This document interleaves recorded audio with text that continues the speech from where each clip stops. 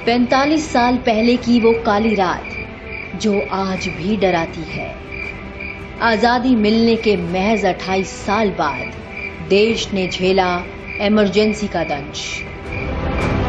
भाइयों और बहनों, राष्ट्रपति जी ने आपातकाल की घोषणा की है। इससे आतंकित होने का कोई कारण नहीं है। The President has proclaimed emergency. This is nothing to panic about. 25 और 26 जून 1975 की दरमियानी रात देश पर जो इमरजेंसी थोपी गई, उसका दंश देश 21 महीनों तक झेलता रहा।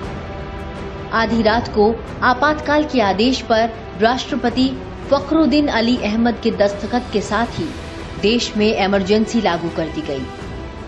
अगली सुबह एक तरफ प्रधानमंत्री इंदिरा गांधी जहां लोगों को ना डरने की हिदायतें दे रही थी, वहीं दूसरी तरफ दिल्ली के रामलीला मैदान में 25 जून को हुई रैली की खबर पूरे देश में ना फैल सके, इसके लिए दिल्ली के बहादुर शाह जफर मार्ग पर स्थित अखबारों के दफ्तरों की बिजली रात में ही काट दी गई।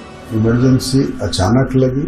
इंदिरा गांधी ने चतुराई भरी एक चाल चली और उसका मकसद था अब प्रधानमंत्री पद पर बने रहना। अगर वो लोकतांत्रिक नेता होती तो मुकदमा हारने के बाद कांग्रेस को किसी को बना सकती थी, लेकिन उन्होंने दूसरा रास्ता चुना और लोकतंत्र का दरार। रात को ही इंदिरा गांधी के विशेष सहायक आर.के. धवन के कमरे में बैठकर संजय गांधी और ओम मेहता उन लोगों की लिस्ट बना रहे थे जिन्हें गिरफ्तार किया जाना था।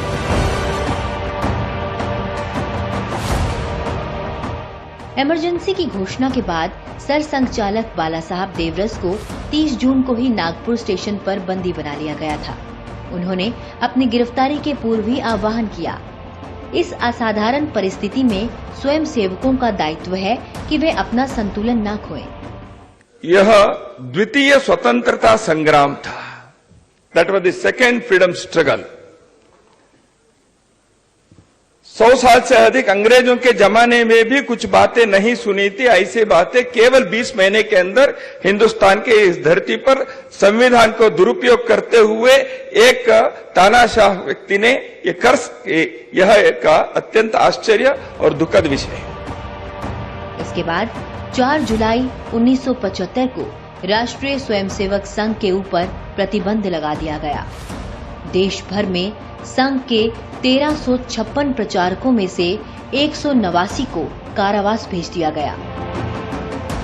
आपातकाल के दौरान सत्याग्रह करने वाले कुल 1,30,000 सत्याग्रहियों में से 1 लाख से अधिक राष्ट्रीय स्वयंसेवक संघ के थे।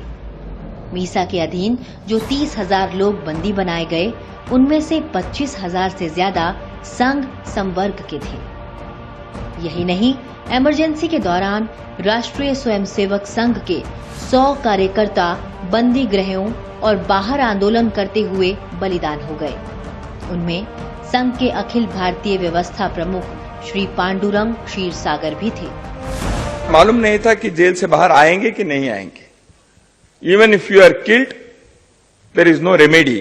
इस प्रकार के हिंदुस्तान के अटॉर्नी जनरल कह सकता है देश की सुप्रीम कोर्ट के सामने। ऐसी स्थिति जब थी,